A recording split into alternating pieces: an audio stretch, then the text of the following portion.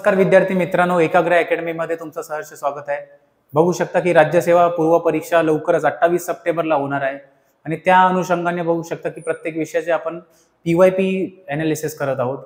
2021चा इतिहासाचा आपण एनालिसिस केलेला आणि तिथून आपल्याला ते संस्थेवर प्रश्न येत आहेत, कुठेतरी महाराष्ट्र रिलेटेड जास्त प्रश्न दिसत आहेत, पर्सन स्पेसिफिक प्रश्न दिसत आहेत, चळवळीवर प्रश्न दिसत आहेत, असा तो होता जो एनालिसिस केल्यावर झाला। आता 2022चा आपण जे इतिहासाचा प्रश्नपत्रिका आहे ती डिस्कस करणार आहोत। MPSC राज्यसेवाची जी आहे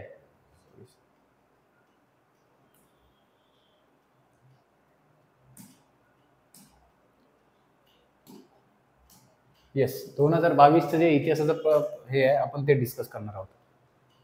तर बघू शकता 21 ऑगस्ट 2022 रोजी ही परीक्षा झालेली, परीक्षेचा दिनांक राज्यसेवा पूर्व परीक्षा 2022 ऑफिशियल आयोगाच्या इकडून डाउनलोड केलेली आहे। ह्याच्यावरनं ए सेट आपण डिस्कस करणार आहोत। चला पहिला प्रश्न डायरेक्टली येऊया।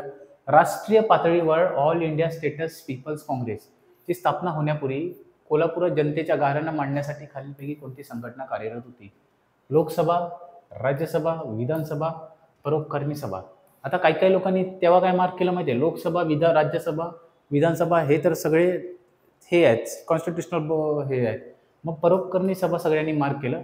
पण हे जे सांगतो आयोगाने फायनल आन्सर की मध्ये पण आन्सर लोकसभा दिलेला आहे।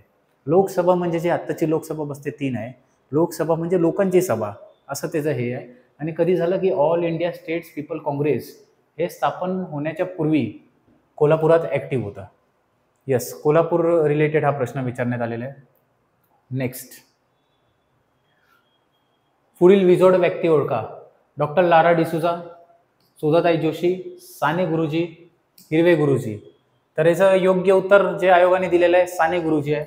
आता याची कारणं सांगतो, कारण साने गुरुजी हे छोडो भारत आंदोलनाशी संघटित आहे आणि हे जे तिघं बाकीचे नाव आहेत ते गोवा मुक्ती संग्रामाशी रिलेटेड आहेत। आपण एकदा एक्सप्लेनेशन बघू शकता। हे बघा गोवाच्या तेव्हाचं इमेज आहे, पोर्तुगीज टेरिटरी। गोवा मुक्ती संग्राम हा पोर्तुगीज सत्तेविरोधात लढलेला एक स्वतंत्र लढा होता। या संग्रामात अनेक समाजसेवक, क्रांतिकारी आणि कार्यकर्ते सहभागी होते।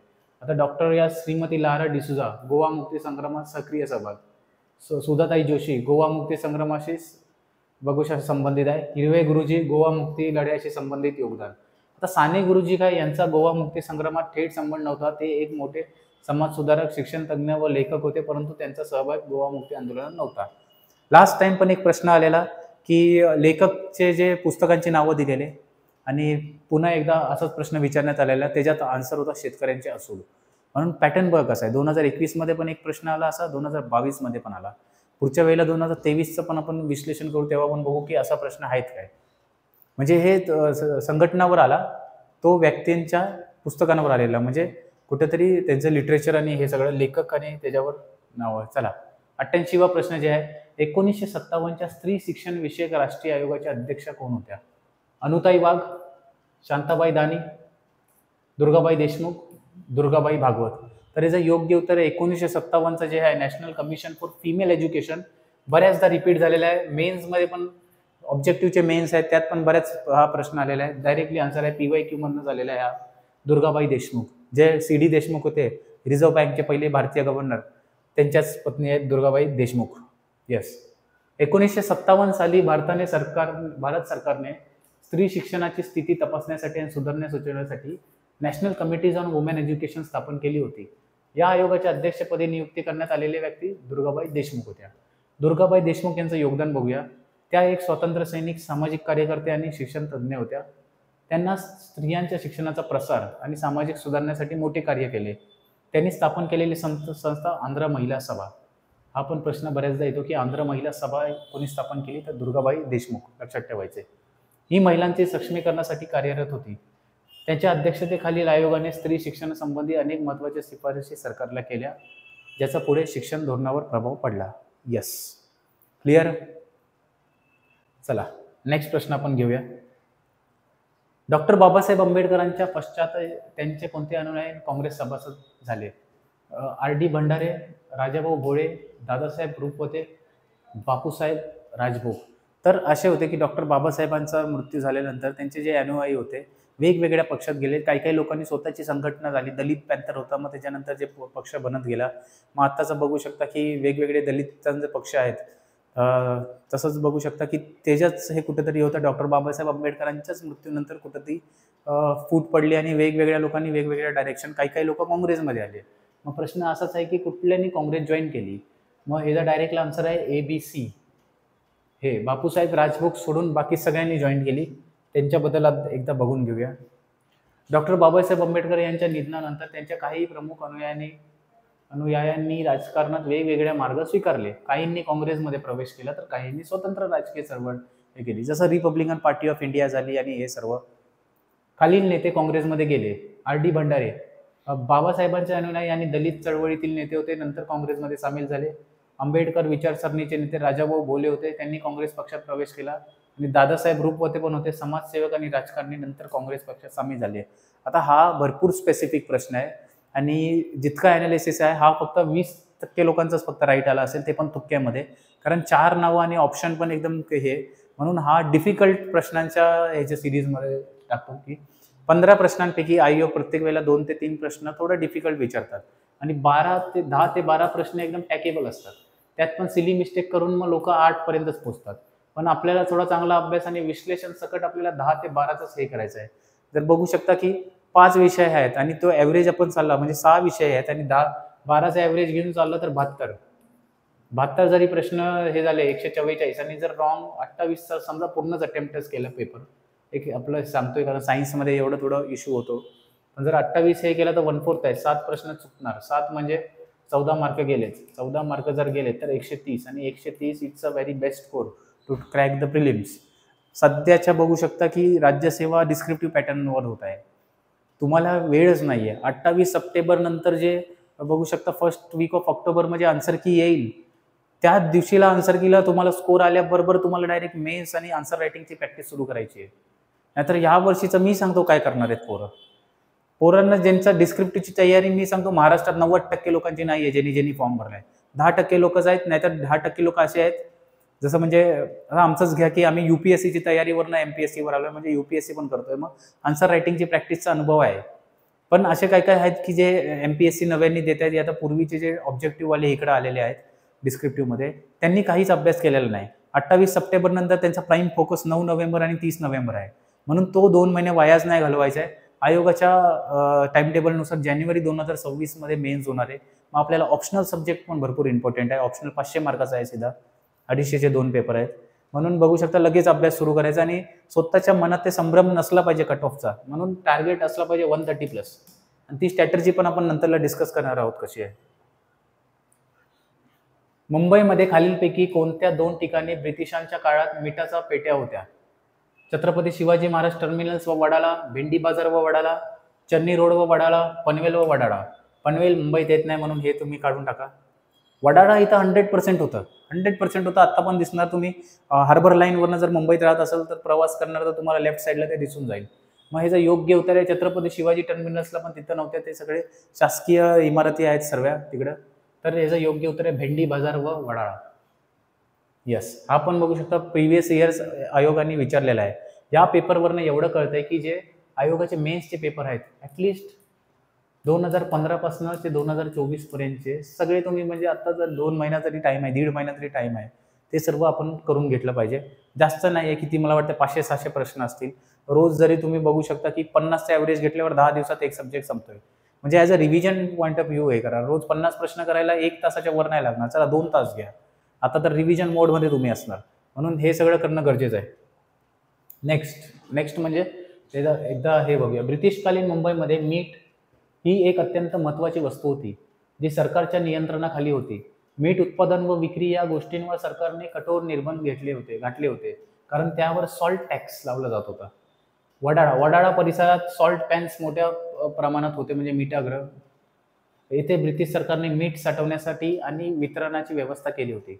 भेंडी बाजार हा दक्षिण मुंबईतील एक जुना व्यापारी क्षेत्र होता. येथे मीठ विक्रीचे केंद्र होते आणि मोठ्या प्रमाणावर मिठाची उलाढाल होत असे. येस, भेंडी बाजार, बायकलला ह्या सर्व तिकडे एरिया येतो. चला 91वा प्रश्न. सुरत येथे मानव धर्मसभा आणि मुंबई परमहंस मंडळी कोणी स्थापन केली? आत्माराम पांडुरंग तरखडकर, दादोबा पांडुरंग तरखडकर, राघो भंडारकर, KT तेलंग. तर आन्सर आहे दादोबा पांडुरंग तरखडकर. आता हा डायरेक्ट आहे ना 11वीचं जे ओल्ड टेक्स्टबुक आहे त्याच्यात डायरेक्टली बघू शकता संदर्भ दिलेला आहे. तर late Bahadur Dadoba Pandurang Tarkhadkar university of बॉम्बेचे पण ते होते. आता हा जो मजकूर आहे तो डायरेक्टली मी 11वीच्या ओल्ड टेक्स्टबुकमधून उचललेला आहे. दादोबा पांडुरंग तरखडकर यांनी सामाजिक व धार्मिक सुधारणेचा पुरस्कार केला. महाराष्ट्रातील नवतरुणात आधुनिक ज्ञान विज्ञानामुळे एक नवीन दृष्टी निर्माण झाली होती. त्यामुळे आपल्या समाजातील दोष व उणिवा यांनी जाणीव त्यांना होऊ लागली. या जाणीवेतूनच 1844 मध्ये दुर्गाराम मंचरम, दिनमणी शंकर दलपतराव आणि इत्यादीच्या सहकार्याने मानव धर्म सभा स्थापन केली. येस, 1844 आणि हे सुरत येथे गेलेली बघू शकता लिहिले सुरत. प्रश्न काय होता? मानव धर्मसभा सुरत येथे मानव धर्मसभा आणि मुंबईत परमहंस मंडळी कोणी स्थापन केली. आणि सुरत नंतरच हे बघू शकता की ईश्वर एक आहे, मनुष्याची मात्राची जात एक आहे, धर्म एक आहे, परमेश्वरा प्राप्तीसाठी भक्ती करावी, समावेता वागावी इत्यादी. परंतु कार्य करण्याच्या अभावामुळे ती फार काळ टिकू शकली नाही. त्यानंतर भिकोबा चव्हाण, राम कृष्ण जयकर यासारख्या मित्रांच्या मदतीने दादोबांनी मुंबई येथे 1849 मध्ये परमहंस सभा स्थापन केली. डायरेक्टली दिसतंय. यातूनच पुढे प्रार्थना समाजाच्या स्थापनेला गती मिळाली. आधुनिक ज्ञान व विज्ञानाशिवाय समाजाची प्रगती होणार नाही हे समाजाला पटवून देण्याचे त्यांचे प्रयत्न अत्यंत मौलाचे मानले. त्यांचा मृत्यू 17 ऑक्टोबर 1882 रोजी झाला. बघू शकता हे दोन्ही पण आहेत 1844 आणि 1849. आणि यात नावं काय आहेत? इकडं दुर्गाराम मंचरम आणि दिनमणी शंकर दलपतराय हे दोन सुरतची संघटित आणि मुंबईची भिकोबा चव्हाण, राम बाळकृष्ण जयकर. आता दादोबा पांडुरंगवर जर प्रश्न आला तर बघू शकता या डोमेनमध्ये येऊ शकतो की 4 नावं देतील आणि मानव धर्म सभेशी रिलेटेड कोण कोण आहेत असं हे देतील. मग आपल्याला जरी हे 3 नावं जरी माहीत असलं, मंचराम, दिनमणी आणि स्वतः दादोबा पांडुरंग तरखडकर, डायरेक्टली आपण बघू शकता एलिमिनेट मेथड करू शकतो. नेक्स्ट, उत्तर भारताविषयी तपशिलावर माहिती असलेले तहक-ए-इन हा ग्रंथ कोणी लिहिला? हा बघू शकता की मेडिवल दिल्ली सल्तनतवर प्रश्न आहे. मोहम्मद गझनी, अल-बुरनी, इब्न बटुटा, अब्दुल रजाक. तर ह्याचं आन्सर आहे अल-बुरनी. नेक्स्ट स्लाइडमध्ये मी घेऊन आलेलो आहे की ट्रॅव्हलर्स जे होते, इंग्लिशमध्ये मला हा इमेज गावलेला आहे आणि ह्याचा तुम्ही स्क्रीनशॉट पण घेऊ शकता डायरेक्टली. भरपूर इम्पॉर्टंट आहे. स्क्रीनशॉट घेऊन तुम्ही डायरेक्टली फुल स्क्रीनवर स्क्रीनशॉट घ्या आणि मग डायरेक्टली तुम्ही हा रिवाईज करू शकता की व्हिजिटर्स कंट्री कोणाच्या कार्यकाळात आलेले आणि त्यांच्याबद्दल हे आहे.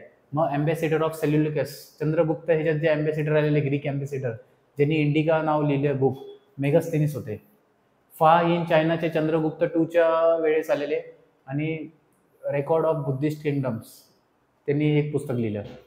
युएनसँग नाही, यॉनशॉंग आहे, हर्षवर्धनाच्या पिरियडमध्ये आले. आणि या यॉनशॉंगवर प्रश्न येतात की हर्षवर्धनाच्या कार्यकाळात कुठल्या ट्रॅव्हलर्सनी व्हिजिट केलं, तर यॉनशॉंग लक्षात ठेवायचं आहे. हे सगळं इम्पॉर्टंट आहे. आणि ह्यांचं पुस्तक तसंच बघू सर अल-बिरुनी, पर्शिया इराणमधून आलेले मोहम्मद गझनीच्या टायमाला Tahqiq-e-Hind, direct first Muslim scholar to study India, father of Indology म्हणून पण ओळखलं जातं त्यांना. असंच आहे की मार्को पोलो, इब्न बटुटाने रिहला लिहिलंय. मोहम्मद बिन तुगलकच्या काळात आले. थॉमस रे जहांगीरच्या काळात आलेले. बघू शकता आपण इतिहास मी शिकवतो आणि इतिहासात जे युरोपांचं आगमन होतं त्याच्यात बघू शकता थॉमस रे महत्वाची भूमिका आहे त्याच्यात. विलियम हॉपकिन्स पण आहे, जहांगीरच्याच काळात आलेले. आणि मग निकोलो कॉन्टी इटलीचे होते, ते कृष्णदेवराया 1420च्या काळात आलेले. हे सर्व इम्पॉर्टंट आहे, स्क्रीनशॉट काढून घ्या. ह्याच्यातला प्रश्न शक्यतो जर आला तर चुकला नाही पाहिजे. नेक्स्ट 93वा, राजस्थानमध्ये मध्यांशम युगात म्हणजे मिझोलिथिक साईट असणारे कुठे आहे? बागोर, आदमगड, चोपनी मंडो, प्रतापगड. याचं डायरेक्टली आहे बागोर. आता तुम्हाला हे पण येणार नाही की राज्यसेवा परीक्षा जी डेप्युटी कलेक्टर आणि हे असते, या परीक्षेमध्ये 6वी आणि 5वीच्या टेक्स्टबुकमधनं प्रश्न येत आहेत. हे बघू शकता, हे 5वीचं टेक्स्टबुक आहे. 5वीचं टेक्स्टबुक आहे इतिहासाचं. आणि मिडल स्टोन्स बघू शकता, मिसोलिथिक एजमधलं होमोसेपियन्स आहे. आणि हा जर लास्ट पॅरेग्राफ बघितला की many sites of the middle stone age have been found in India among Bagor in Rajasthan, Bhimbetka Madhya Pradesh आणि लंगनाज इन गुजरात अँड पाटणे जळगाव. हे बघू शकता 5वीच्या टेक्स्टबुकमध्ये आहे. म्हणून बालभारती आणि NCERTचे नोट्स का करणं गरजेचं आहे याचं डायरेक्टली आहे की तुमचे बरेच प्रश्न इकडून येतात.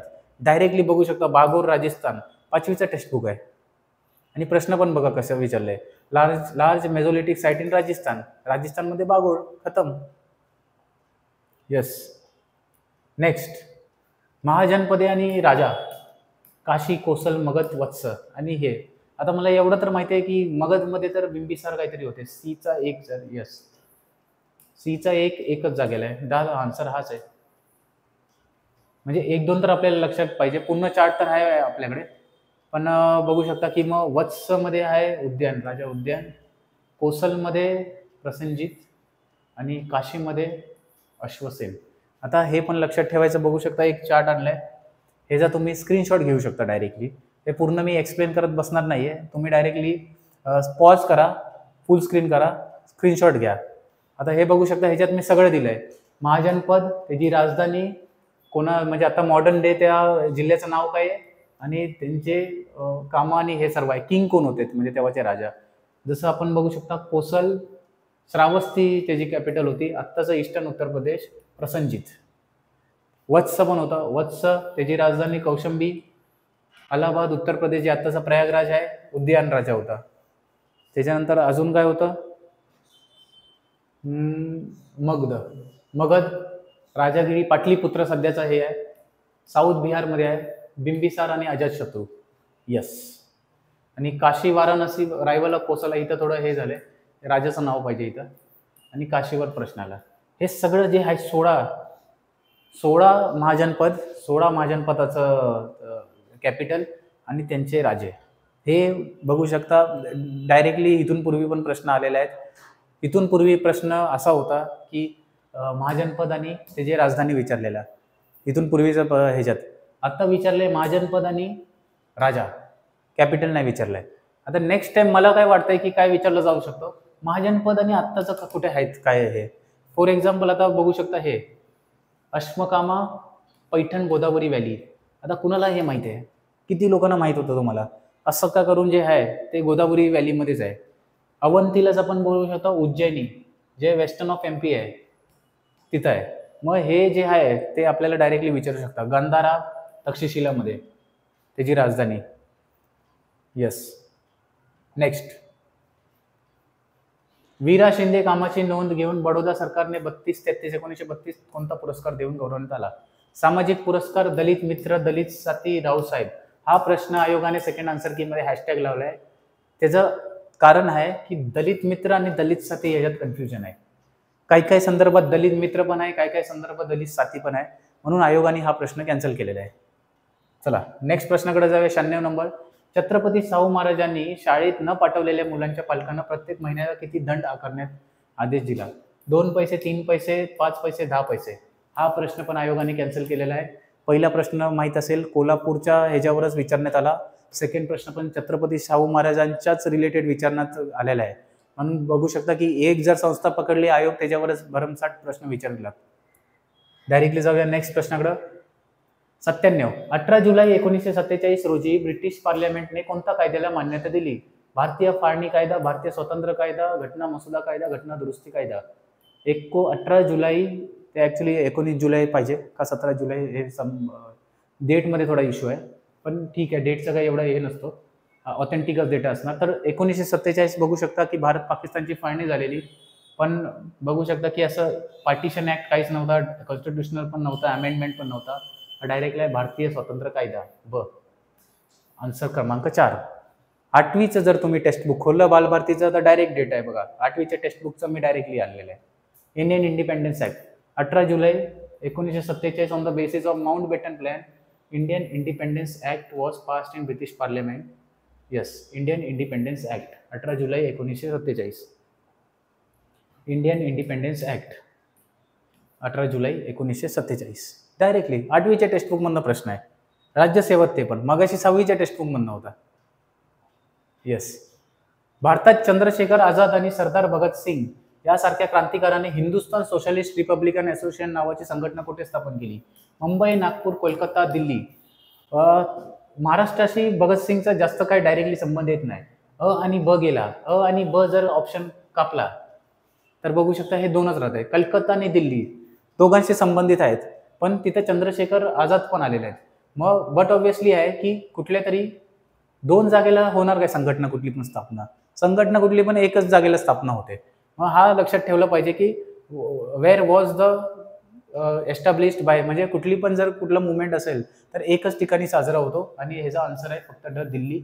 फिरोज शाह जे कोटला मैदान आहे तिथं साजरा म्हणजे हे असोसिएशन नावाची संघटना स्थापन करण्यात आली होती. आपण थोडं जाणून घेऊया. Hindustan Republican socialist association Delhi स्थापना संदर्भ 5 मुद्दे. यस. स्थापना वर्ष आणि ठिकाण. हिंदुस्थान रिपब्लिक सोशलिस्ट असोसिएशनची स्थापना 1928 मध्ये दिल्ली येथे करण्यात आली. ही क्रांतिकारी संघटना ब्रिटिश सत्तेच्या विरोधात सशस्त्र लढा उभारण्यासाठी तयार करण्यात आली होती.